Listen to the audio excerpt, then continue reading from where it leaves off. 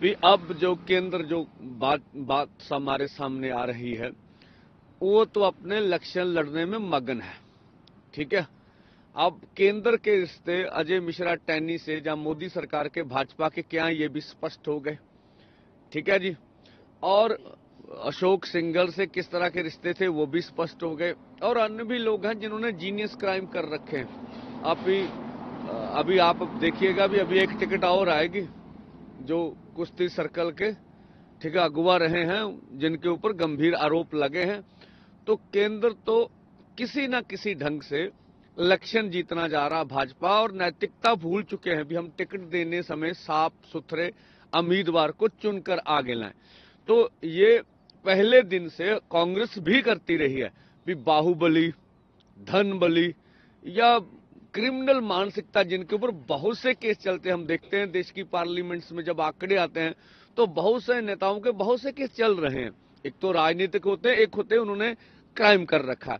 तो इस तरह के नेताओं को अगर आप टिकट दे रहे हैं तो देश के सामने कौन सी बात रखना चाह रहे हैं, ये तो बात स्पष्ट करनी पड़ेगी। तो हमें लगता है जो हम बात कहना चाह रहे हैं भी देश के किसान मजदूर के ऊपर कोई भी ध्यान नहीं है।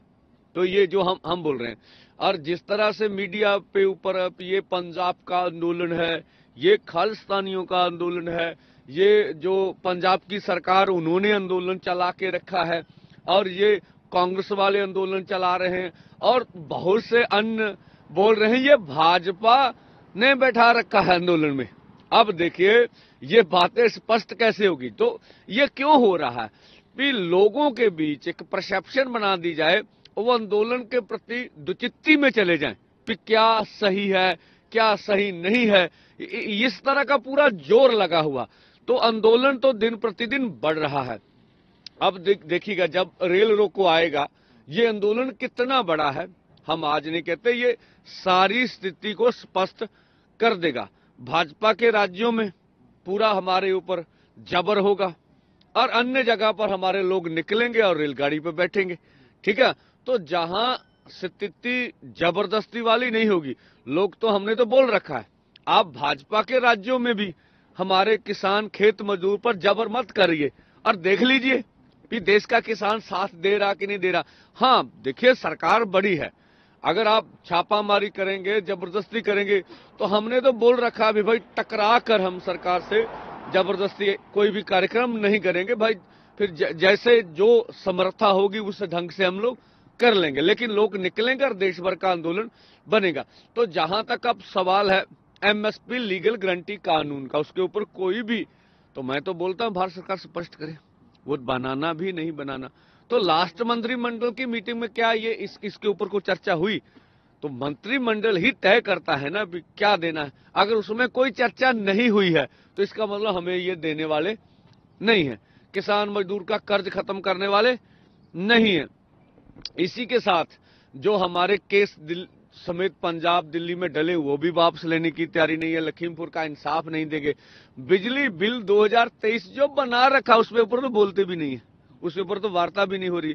अब इतनी ओलावृष्टि उत्तर भारत में, अंधेरी झक्खड़, फसलें खराब हुई, तो इनके अब पंजाब प्रदेश अध्यक्ष बोल रहे हैं भैया फसली बीमा योजना की मांग करिए। भाई हम तो कर ही रहे हैं, इसके ऊपर स्थिति स्पष्ट कर दी भी सरकार अपने दम पर लेके आएगी। आप तो कारपोरेट के हिसाब से बना के रखे वो। तो ये बातें यार, नरेगा 200 दिन 700 दिन दिहाड़ी, तो किसी मांग पर के ऊपर केंद्र से कोई बातचीत या केंद्र से कोई जो वो बोल के बताएं कि ये मिलेगा ये नहीं मिलेगा, उनकी क्या WTO से भारत बाहर आए उनके ऊपर भी स्पष्ट कर दें। हमने तो स्पष्ट कर दिया ना कन्वेंशन करके, इतना क्या नुकसान। तो केंद्र की मंशा स्पष्ट है, वो हमें ये कहना चाहते हैं कि आप लंबा आंदोलन चलाइए उनकी ओर से, वो तो निपटना नहीं चाहते। ठीक है, वो हमारा दम परखना चाहते भी कितनी देर तक आप आंदोलन लड़ोगे। केंद्र का जो साफ हमें संकेत है कि कितनी देर तक आंदोलन लड़ोगे। हम नहीं चाहते हम सड़कों पर बैठे, या हमारा ये भी अनक का सवाल नहीं भी हम आंदोलन चलाते रहे, लेकिन उनकी ओर से जो अगर हमसे बैठकर ये मांगों का हल नहीं किया जा रहा तो यही संदेश है भी कितनी देर तक बैठोगे। तो हम अपने लोगों से कहना चाहेंगे भी जब तक केंद्र हमसे ये मसलों का हल नहीं करते तब तक हम बैठेंगे। एक दो चीजें थोड़ा सा क्लियर कर दीजिए, क्योंकि आज का दिन इम्पोर्टेंट है आंदोलन के लिहाज से। आपने बताया कि देश भर से किसान जो हैं वो दिल्ली की तरफ जा रहे हैं। आपने ये भी बताया कि कई जगह पर धारा 144, अगर दिल्ली की हम बात करते हैं तो ऐसी परिस्थिति में क्योंकि जाहिर है वहां पर पुलिस कहीं ना कहीं जरूर रोकेगी, जैसा कि आप भी जानते हैं। तो अगर किसी तरह की स्थितियां जो हैं वो बनती हैं, कहीं रोका जाता है, तो क्या वहीं पर बैठने को लेकर कोई आंदोलन की आगे की रूपरेखा है या क्या चीजें हैं? ये सब चीजें एक बार क्लियर कर दीजिए। कुछ पैदल भी, क्योंकि किसान जा रहे हैं, ट्रेन से जा रहे हैं, बसों से जा रहे हैं, हो सकता है बसों में रोका जाए, हो सकता है ट्रेनों में रोका जाए, हो सकता है पैदल भी रोका जाए। ये तमाम चीजें एक बार स्थितियां क्लियर कर दीजिए। देखिए, ये तो मोदी सरकार का चेहरा अलग ढंग से नंगा हो जाएगा कि ये लोकतांत्रिक सरकार नहीं है। खुद बोलना कि आप ट्रैक्टर ट्रॉली छोड़कर आप दिल्ली आ जाएं और इस तरह आप धारा 144 या साथ ही कामन पर गिरफ्तार करना, ये तो उचित नहीं होगा। मैंने तो बोला आपको भी केंद्र बयान देता, फिर ठीक है आपने अन्य राज्यों से ये बात तो कर ली कि आपकी ट्रैक्टर ट्रॉली नहीं आएगी, तो भाई यहां पर आके बैठिए, आप पीसफुली ढंग से अपना आंदोलन चलाइए। तो अभी तक ये बयान तो आया नहीं। इसकी मंशा है कि सरकार किसी भी कीमत पे देश के किसान खेत मजदूर को राजधानी में घुसने नहीं देगी। तो जो भी हमारे लोग हैं वो जो हम वर्तमान दिशा में, आज तो मुझे नहीं लगता कोई पहुंचेगा, ठीक है। तो अगर जो भी किसान संगठन वहां पहुंचेंगे, जो भी नेता होंगे, तो वो जो स्थिति सामने उत्पन्न होगी उसके हिसाब से अपना फैसला कर लेंगे कि वो स्थिति में है कि धरना लगा सके, वो स्थिति में है कि अब सरकार गिरफ्तार कर रही है, गिरफ्तारी दे दें। जो भी वो उनका निर्णय होगा, जो भी वहां पहुंचेंगे भी किस तरह से जो स्थिति उस समय उत्पन्न होगी किस तरह से हैंडल करना है।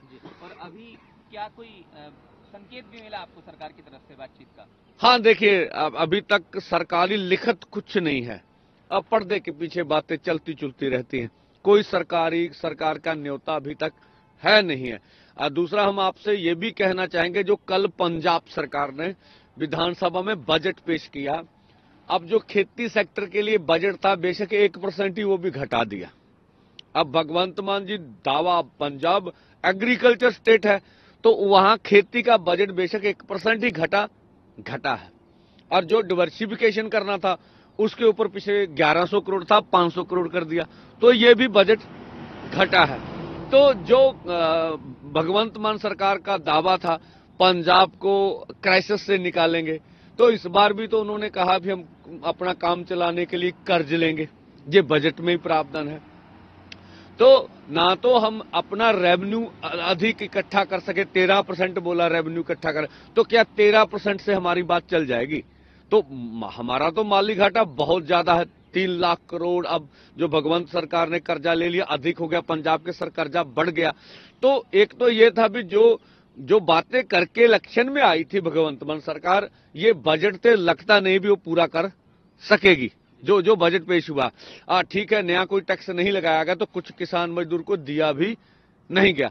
तो ये बजट मुझे लगता है कि निराशता वाला बजट है हमारे पंजाब के किसान और खेत मजदूर के लिए। तो हमें लगता है कि जो वादे हुए थे वो वफा भगवंत मान सरकार नहीं कर पाई।